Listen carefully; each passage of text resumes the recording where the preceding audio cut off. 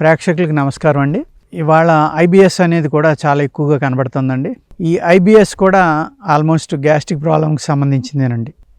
ఇందులో ఏమవుతుందంటే దీంట్లో మీకు మోషన్ అయ్యేటప్పుడు విపరీతమైన బాధ, మంట, అదేవిధంగా ఫ్రీగా అవ్వదండి.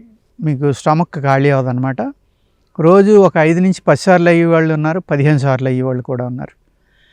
అంటే నా దగ్గరికి వచ్చిన పేషెంట్లు చెప్తూ ఉంటారండి, సార్ నరకం అనిపిస్తున్నాము, డాక్టర్ల దగ్గరికి వెళ్తే మీకు మిల్క్ ఇంటాలరెన్స్ ఉంది కాబట్టి మిల్క్ ప్రోడక్ట్ ఏది తినొద్దు అంటారు, పులుపు తినొద్దు అంటారు, ఉప్పు తినొద్దు అంటారు, కారం తినొద్దు అంటారు, ఏం తినాలో మాకు అర్థం అవ్వట్లేదండి, చాలా అప్సెట్ అయిపోయామని.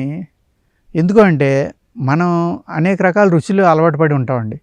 కొంతమంది మిరపకాయ బజ్జీ తిన్నాం అంటారు, బజ్జీలు తిన్నాం అంటారు, లేకపోతే బయటికి వెళ్ళి పలావ్ తినొచ్చామంటారు, మిల్క్ షేక్స్ అంటారు, కూల్ డ్రింక్స్ అంటారు. ఇలాగా అంటే అన్నిటికీ దూరం అయిపోవటం వల్ల సపోజ్ బజ్జీ తినే అలవాటు ఉంటుందండి, ఆయన్ని బజ్జీ తినొద్దు అన్నారు.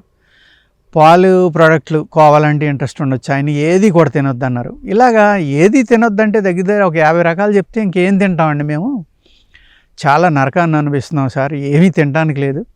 ఎట్ ద సేమ్ టైం ఏంటంటే ఒక ఆయన చెప్పుకొచ్చారు, సార్ మేము ఎయిర్పోర్ట్కి వెళ్తా ఉంటే కారులో ఈ ఫీలింగ్ వస్తుందండి, అర్జెంట్ అయిపోతుంది. అదేవిధంగా ఫ్లైట్లో ఉండగా అర్జెంట్ అవుతుంది, లేదు ఆఫీస్లో ఉండగా అర్జెంట్ అవుతుంది, చాలా ఇబ్బంది పడిపోతున్నామండి. అలాగే కొంచెం హై పోస్ట్లో ఉన్న వాళ్ళు అయితే ఒక కాన్ఫరెన్స్లో ఉంటారు, వాళ్ళ కింద పనిచేసే వాళ్ళతోటి ఏదో డిస్కస్ చేస్తూ ఉంటారు. సడన్గా ఆ ఫీలింగ్ వస్తుందండి, రావడంతో విపరీతమైన మంట, పెయిన్ వచ్చేస్తుంది. వచ్చేసరికి పరిగెత్తాలి, మొహం అంతా ఎర్రగా అయిపోతుంది, లేకపోతే ఫీలింగ్స్ మారిపోతాయి. ఆ టైంలో ఏమవుతుందంటే ఎంప్లాయీస్ చాలా ఇబ్బంది పడుతున్నారు, మనం చెప్పి దానికి అర్థం లేదా, లేకపోతే చెప్పిన దానివల్ల కోపం వచ్చిందని చెప్పేవాళ్ళు కూడా మాట్లాడడం మానేస్తున్నారు. అంతమందిని వదిలేసి మేము లోపలికి వెళ్ళడం వల్ల అనేక రకాలైన ఎంబ్రాస్మెంట్ ఇవన్నీ వస్తున్నాయి, జాబ్ మానేద్దాం అనే నిర్ణయానికి కూడా వస్తున్నామండి, అంత ఇబ్బంది పడుతున్నామని చెప్తారు. అంత ఇబ్బంది అండి ఐబిఎస్ అనేది, ఇర్రిటబుల్ బౌల్ సిండ్రోమ్ అనేది.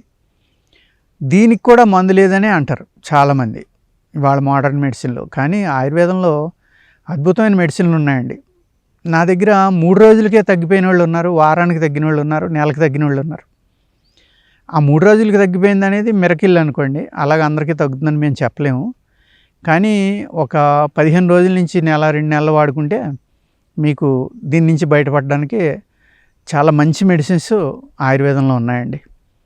ఎస్పెషల్లీ మేము ఎక్కువ కేసులు చేస్తూ ఉంటామండి దానికి సంబంధించినవి, ఏదైతే ఐబిఎస్ ఉందో దానికి. కొంతమంది అయితే మేము టెస్టిమోనియల్స్ ఇస్తాం సార్, మేము ఒక గొప్ప ప్యాకేజ్ ఉన్న మా జాబ్ కూడా వదిలేద్దాం అనుకున్నాం, అటువంటిది మీ వల్ల ఇంత తొందరగా తగ్గిపోవడం. ఇవాళ మేము మళ్ళీ మిరపకాయ బజ్జీలతో సహా, ఆవకాయతో సహా, తొక్కుడు పచ్చళ్ళు, పచ్చి పచ్చళ్ళు అన్నీ తిని, మిల్క్ ప్రోడక్ట్స్ కూడా తిని మేము చాలా ఎంజాయ్ చేస్తున్నామండి.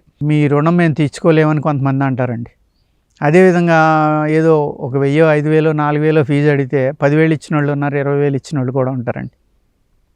వాళ్ళ ఆనందం కొలిది, సార్ మీరు ఉంచండి, ఇవన్నీ తినేలాగా మాకు జీవితం వెనక్కి వస్తుందని మేము ఊహించలేదు కాబట్టి మీరు ఇవి ఉంచుకోండి అంటారండి. ఈ ఐబిఎస్ ఉన్నవాళ్ళు ఫస్ట్ స్వీట్ తింటే మానేయాలండి. దానికి కారణమైంది ఏంటంటే ఈ బ్యాక్టీరియాకి స్వీట్ అంటే చాలా ఇష్టం అండి. ఇది ఐబిఎస్ మొదలటం వల్ల ఏమవుతుందంటే అల్సర్స్ ఏర్పడితే టైఫాయిడ్ ఫీవర్ రావడానికి కూడా అవకాశం ఉందండి ఐబిఎస్ నుంచి. అందుచేత ఐబిఎస్ ఉన్నవాళ్ళు ఏంటంటే ఆహారం అలవాట్లు ఏదైతే తేలిగ్గా అరుగుతుందో, ఏదైతే పులుపు తక్కువ ఉంటుందో, ఏదైతే మీకు పడదో అవి తగ్గిస్తా. ఎక్కువ కంప్లైంట్ ఎక్కడ వస్తుందంటేనండి, గోధుమ శనగపిండి తిన్న వాళ్ళకి ఎక్కువ ఇబ్బంది అవుతుంది. అదేవిధంగా కొంతమంది పులుపు తింటే ఇబ్బంది ఉండదంటారు, కొంతమంది ఆవకాయ తింటే ఇబ్బంది ఉండదంటారు, కొంతమంది ఏమో ఎంత ఆవకాయ తిన్నా మాకు తేడా లేదు సార్, కానీ శనగపిండి తింటే తేడా వచ్చిందంటారు. మీరు మీ శరీరాన్ని అబ్జర్వ్ చేసుకోవాలండి. మీకు ఏదైతే పడదో దాన్ని మానేసి కనుక మా మందు వాడుకుంటే కొన్నాళ్ళ పాటు డెఫినెట్గా 3 నెలల్లో అన్ని రకాలు తినిపిస్తాం, అందులో డౌట్ లేదండి. మీరు ఏదైతే మేము కోల్పోయామనుకున్నారో అవన్నీ తినిపిస్తాం, దాన్ని తగ్గిస్తామండి. మీకు 90% వరకు రిజల్ట్స్ ఉంటాయండి, 90 పైన కూడా.